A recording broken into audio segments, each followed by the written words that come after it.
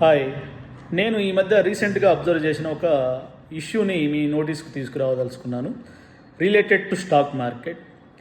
After corona most of the people stock మార్కెట్లో investment చేస్తున్నారు.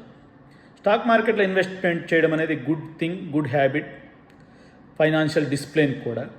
కానీ ఎలా ఇన్వెస్ట్మెంట్ చేస్తున్నారు లాస్ట్ 4 years నుంచి అంటే purely based on YouTuber tips, Instagram reels and Telegram ఛానల్స్లో వాళ్ళు ఇచ్చే టిప్స్ ఫాలో అవుతున్నారు.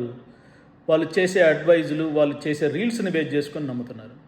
యాక్చువల్గా ఆ రీల్స్, అడ్వైజులు ఇవి చేసే వాళ్ళంతా ఫైనాన్షియల్గా అనలిస్టులు, అంటే ఫైనాన్షియల్గా ఒక చార్టెడ్ అకౌంటెంటో లేకపోతే ఎంబీఏ ఫైనాన్స్ బాగా నాలెడ్జ్ ఉన్న వాళ్ళు ఏమన్నా టిప్స్ ఇస్తే ఫాలో అయితే అది good thing, no problem at all, it's good habit also, good thing.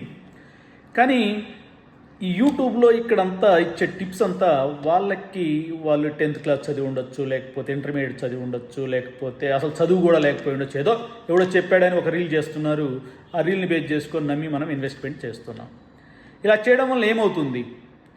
So వాళ్ళకి ఫైనాన్షియల్ స్టేట్మెంట్స్ అంటే నాలెడ్జ్ ఉండదు, ప్రాఫిట్ ఆర్ లాస్ ఎలా ప్రిపేర్ చేస్తారో తెలియదు, బ్యాలెన్స్ షీట్ ఎలా ప్రిపేర్ చేస్తారో తెలియదు. కానీ వాళ్ళు అడ్వైజులు ఇస్తుంటారు. నువ్వు దాన్ని బేస్ చేసుకుని ఇన్వెస్ట్మెంట్ చేస్తే నీ మనీ అంతా లాస్ అయిపోతావు. టెంపరీగా మీకు ఇన్వెస్ట్మెంట్స్లో ప్రాఫిట్స్ వచ్చి ఉండొచ్చు వాళ్ళు చెప్పినవి, కానీ లాంగ్ రన్లో అవి కొలాప్స్ అయిపోతాయి ఆ కంపెనీస్. ఎందుకు టెంపరీగా పెరుగుతాయంటే వాళ్ళు ఏదో ఇచ్చిన యూట్యూబర్స్ ఇచ్చిన అడ్వైజర్స్ని వీళ్ళంతా అందరు కలిసి పర్చేజ్ చేయడం వలన ఒక 10%, 20% పెరగచ్చు. లాంగ్ రన్లో అవి కొలాప్స్ అయిపోతాయి ఫైనాన్షియల్గా సరిగా లేకపోతే. సో ఒక ఎగ్జాంపుల్ మీకు చెప్తాను.